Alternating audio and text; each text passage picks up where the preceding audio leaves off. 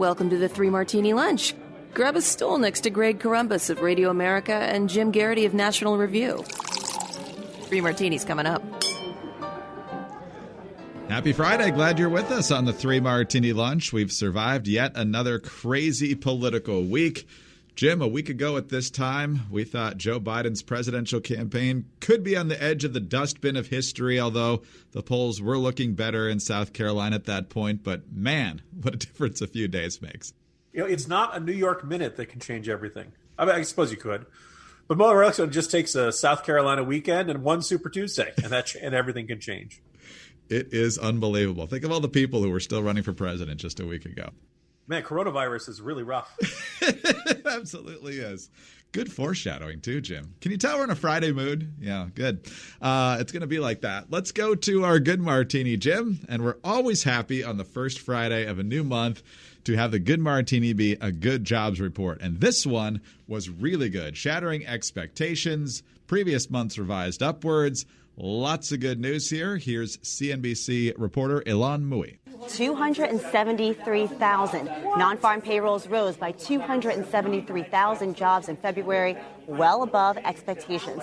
The unemployment rate dipped back down from 3.6% to 3.5% in February. Average hourly earnings rose by 9 cents to $28.52. That's a 0.3% increase over the month and a 3% increase year over year. Revisions also looked very strong. December's number was revised upward by 37,000 jobs, from 147,000 to 184,000. January's number also up, this time by 48,000, going from 225,000 jobs to 273,000 jobs. The overall U6 rate, which factors in people who want full-time jobs instead of part-time, or people coming back into the labor force but haven't found work yet, that ticked up a little bit, which can be interpreted in one of two ways. It could be interpreted that people are more optimistic, so they're trying to find work again. Others could still be trying and not finding work. So the expectation was 175,000 new jobs. It was 273. Plus, as she just mentioned, tens of thousands revised upwards from previous months. So things still humming along here. We'll see what happens with the impact of the virus, but so far so good. Yeah, and I guess if there's not just the ominous foreshadowing of my previous joke, this may be the last really good jobs report for a while. We've already seen various. We know the airlines are doing way fewer flights. We're already seeing a couple school districts shut down schools for a while. People, we saw the Bond film got pushed back. I think, they recently calculated, particularly overseas, but perhaps here in the United States as well, people are just not going to go out to the movies and just maybe don't want to go out as much as they do.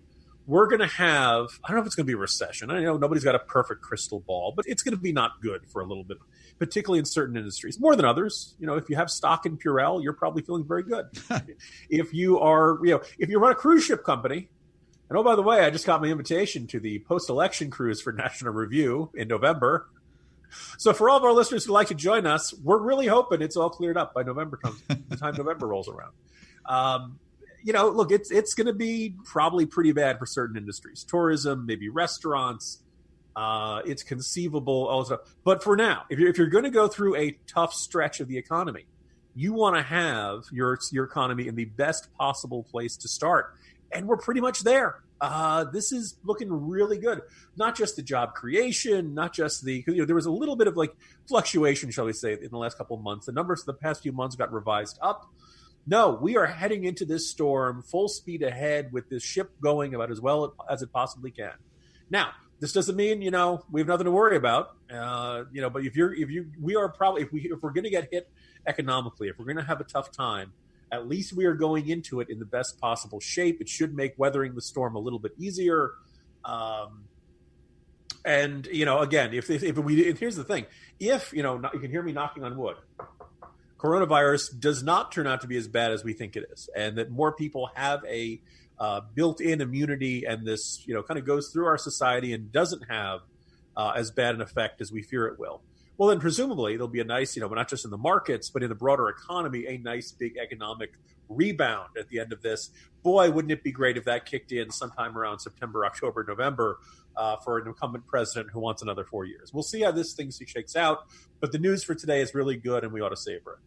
But let's talk about the fact that the markets have been in flux here as we head into our bad martini. The last 2 weeks have been a tremendous amount of upheaval. And Jim, as we know, things change so fast in the headlines lately. It's hard to remember now whether the markets led to the media freakout over coronavirus or vice versa.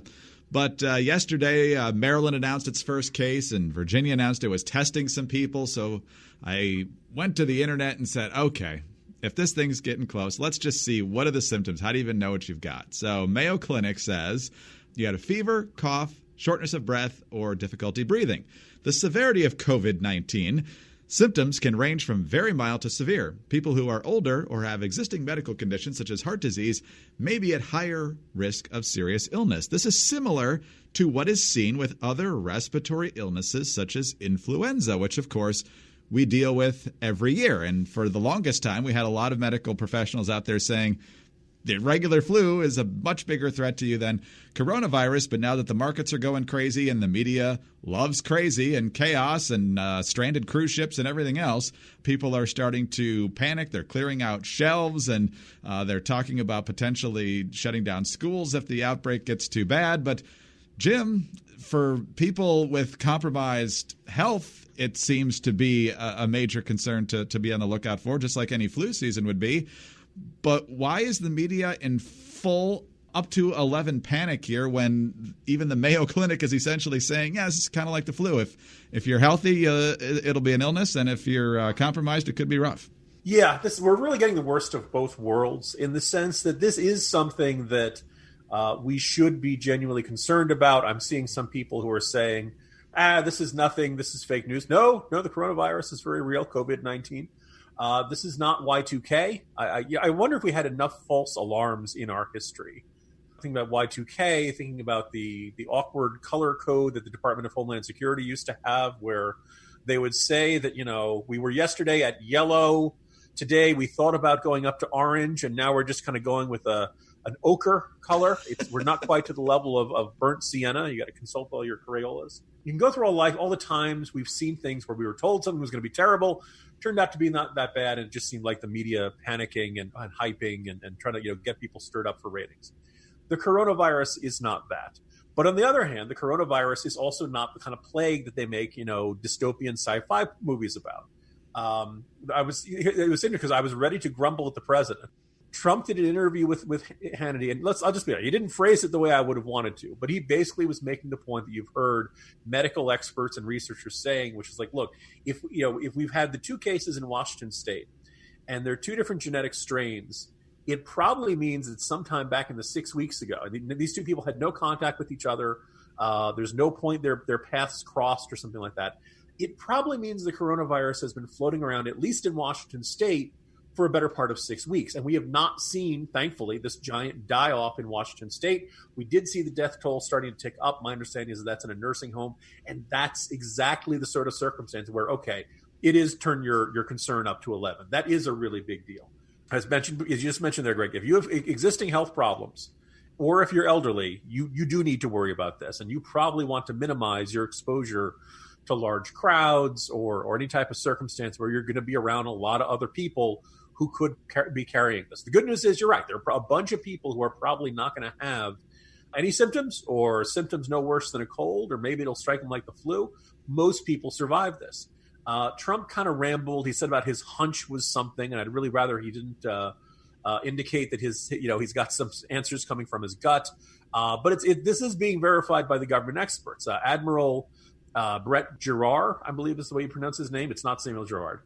He's Assistant Secretary for Health and Human Services. In another part of he says the best estimates now are that the overall mortality rate for COVID-19 is somewhere between 0.1% and 1%.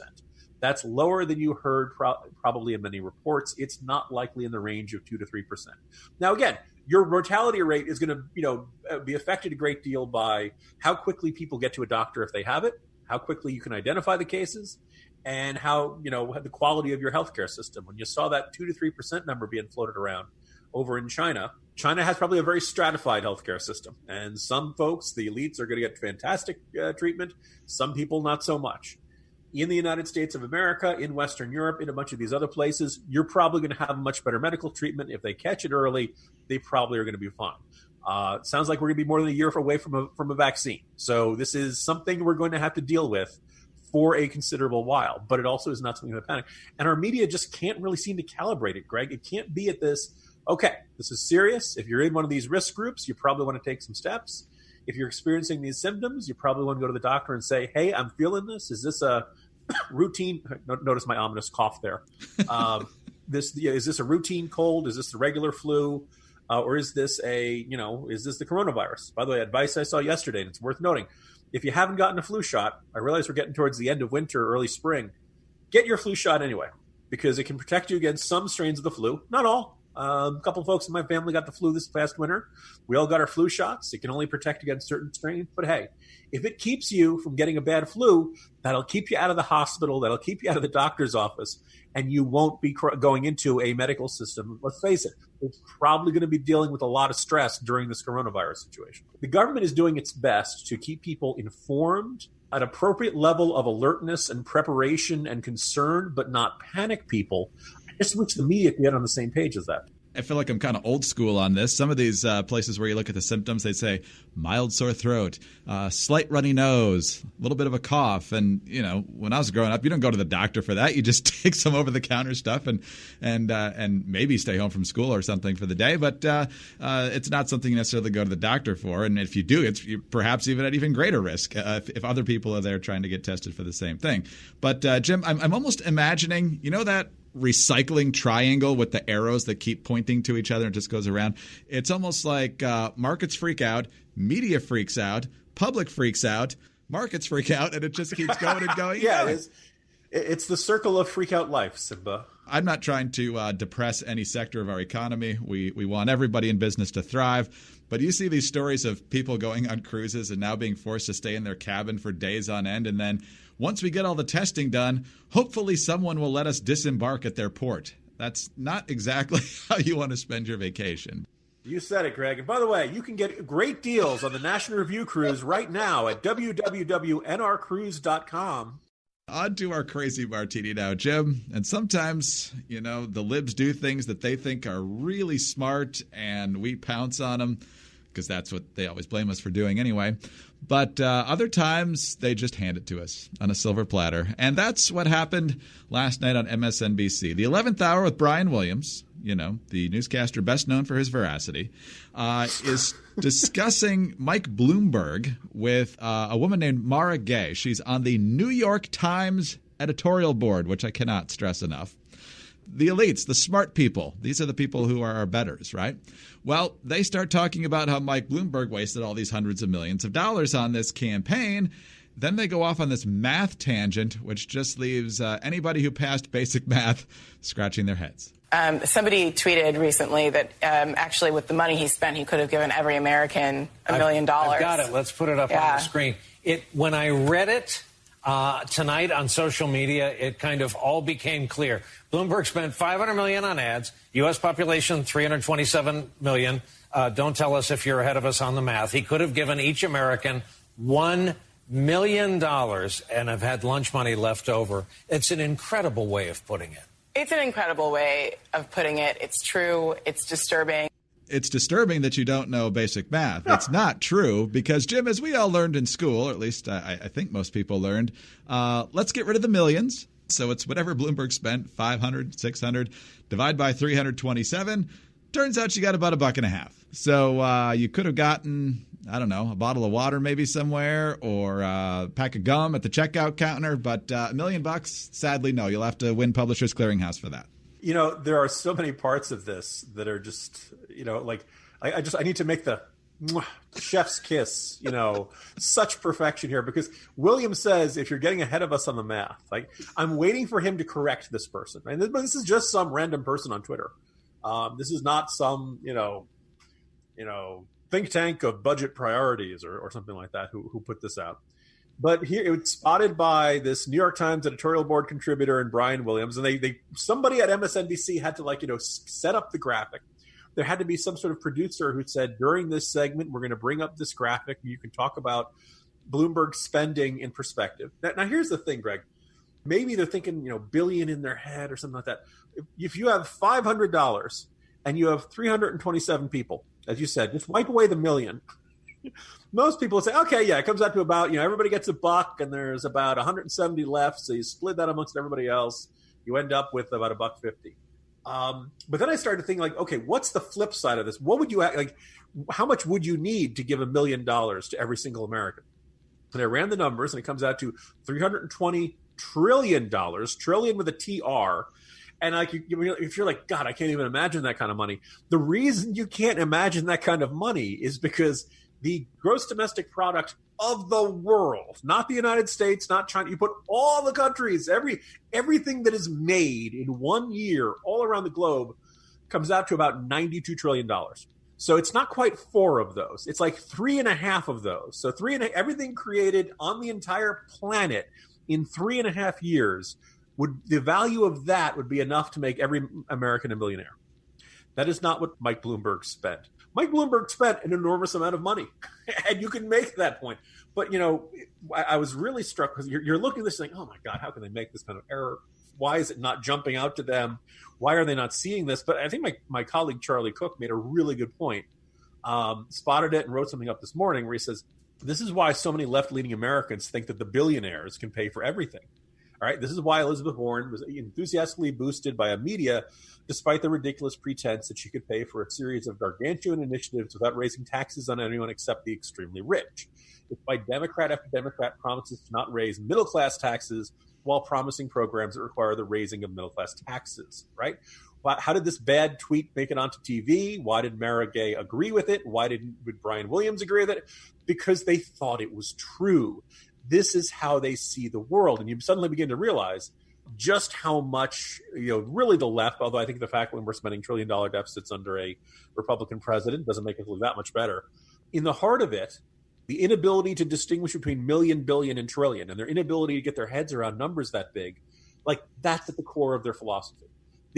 Once you do the math on this, you're like, oh, this can't work the way they say it does. This we can't do that. We couldn't even do the Andrew Yang $1,000 a month program. They just don't understand the numbers in the federal budget. They're numbers this big. Therefore, in their mind, well, billionaires have a lot of money. What we want to do is a lot of money. Therefore, by taxing billionaires, we can pay for everything we need to do. I will give credit to Williams and Mara Gay for their sense of humor once they realized what happened here. Williams issued an on-air correction saying, turns out Mara and I got the same grades at math. I'm speaking of the tweet we both misinterpreted. He could give each American $1. I stand corrected. Sorry about that. The tweet is wrong. And she tweeted out later, I'm on my way to buy a calculator. So... okay. Yeah, good for them. But maybe a little more humility next time those silly Republicans who say we can't afford it. That's exactly right. The same smugness will be back with the next issue. You can guarantee. So on that note, Jim, with our arithmetic mental superiority and our ego riding high right now, I'm sure we'll blow it somehow next week. But have a great weekend, and we'll see you Monday. I was going to say, this is guess what I'm doing this weekend? I'm showing my boys that clip and making them do the math to show that it doesn't work. Excellent. See, that's a good dad right there. Well done. Jim Garrity, National Review. I'm Greg Corombos. Thanks for being with us. Have a great weekend. Please subscribe to the podcast. Leave us a kind review with 5 stars. And also, don't forget those home devices will work to play the podcast as well. All you have to do is say, play 3 Martini Lunch podcast. We will see you Monday on the 3 Martini Lunch.